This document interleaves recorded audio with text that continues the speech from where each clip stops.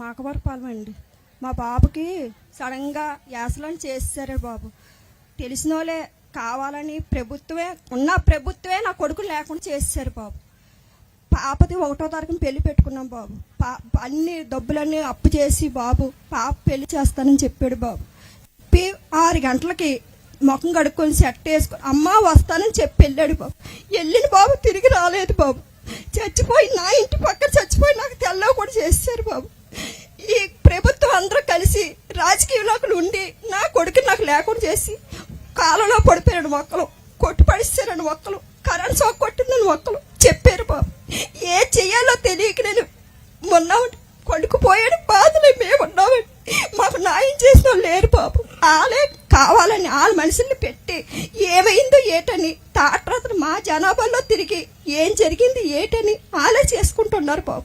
మాకు తెలియదు. మాకు న్యాయం చేస్తారు కదా, పెద్ద మనుషులు ఉన్నారు కదా, మాకు తావరవండి చేస్తారని మేము ఎంతో ఆశపడ్డాం బాబు. నేను దగ్గర 2 నెలల వరకు చూసాం కానీ 21 చనిపోయి 2 నెలలు వెళ్ళిపోయిందండి. కాగితాలు రాలేదండి బాబుది. కానీ చూస్తారని ఆశపడి వరకు ఉన్నాం బాబు. ఏ న్యాయం నాకు జరగలే. ఆ కొడుకు చచ్చిపోయినందుకు 25,000 ఇస్తాం, 50,000 ఇస్తామని చెప్తున్నారు బాబు. నా కొడుకు బతుకు 25,000కి 50,000కి జమ కడుతున్నారు బాబు. ప్రభుత్వం ఉన్నదని ఆశ ఎందుకు బాబు? దేని గురించి బాబు మాకు ప్రభుత్వం సాయం చేస్తారని మాకు ఏ దారి లేక విజయబాబు కాడికి వెళ్ళాను బాబు. అప్పటి వరకు లాయం చేస్తారని నేను చూస్తూ ఉన్నాను. ఎన్నించి మాకు లాయం లేదు బాబు. లాయం లేదా బాబు వెళ్ళాను వెళ్తే సాయంకాలం కాదు నాకు శరీరం కూడా బాగోట్ల కొడుకు వచ్చేస్తున్నాను. చేతిలో కొడుకు 20,000 సంబంధించి తెచ్చివాడు. నీకున్నాను అమ్మ అని చెప్పాడు నా కొడుకు.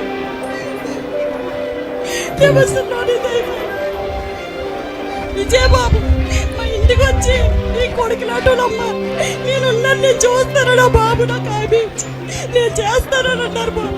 నాకు న్యాయం చేయను బాబు. అందుకే మీ కాడికి వచ్చాను. నాకు ఓపిక లేకపోయినా వచ్చాను బాబు. శరీరం తట్టుకోలేకపోతుంది బాబు. 10 సంవత్సరం కొడుకు బాబు.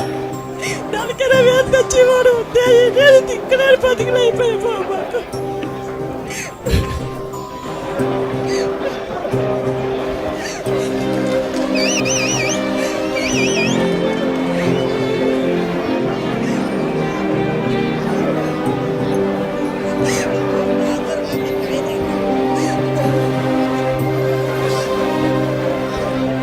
వైకాపా నాయకులు దొంగ ఇసుక రవాణా చేస్తూ పసిబిడ్డను ఎట్లా చంపేశారో మనందరం చూసాం.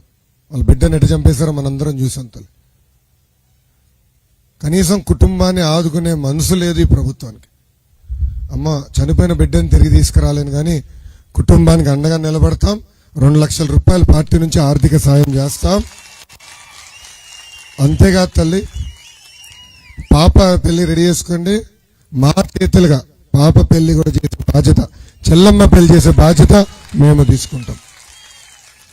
3 నెలలు ఓపిక పట్టుదలి. దీని వెనకాల ఎవరున్నారో మొత్తం ఇన్వెస్టిగేషన్ వేస్తాం. వాళ్ళని జైలుకు కూడా పంపించే బాధ్యత వ్యక్తిగతంగా నేను తీసుకుంటానని మీకు నేను హామీ ఇస్తున్నా తల్లి. ఒక కొడుకుగా నేను నీకు హామీ ఇస్తున్నా తల్లి. ధైర్యంగా ఉండమ్మా. ఈ వీడియో మీకు నచ్చినట్లయితే please share, like and subscribe R24 Telugu.